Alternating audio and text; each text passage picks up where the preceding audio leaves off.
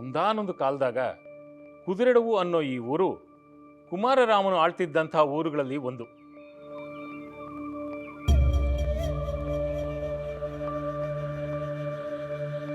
ಆ ಊರು ಈಗಲೂ ನೆಲದಡಿಯಾಗ ಐತಿ ಅಂತಾರ. ಒಂದು ಕಾಲದಾಗ ಈ ಊರನ್ನ ರಣಕದಿರೆ ನಾಯಕ ಅನ್ನೋ ರಾಜ ಆಳ್ತಿದ್ದ. ಆತಗ ಒಬ್ಬ ಶೂರ ಮಗ ಇದ್ದ, ಭೈರವ ನಾಯಕ ಅಂತ ಅವನ ಹೆಸರು. ಅಪ್ಪನಿಗಿಂತ ಮಹಾಪರಾಕ್ರಮಿ. ಆತಗ ರಸಿಕರಂಜನ ಅನ್ನೋ ಒಂದು ಹೆಸರು ಕೂಡ ಇತ್ತು. ಅವನ ಬಳಿ ಒಂದು ಕುದುರೆ ಇತ್ತು, ಅದರ ಹೆಸರು ಜಟಾಯು ಅಂತ.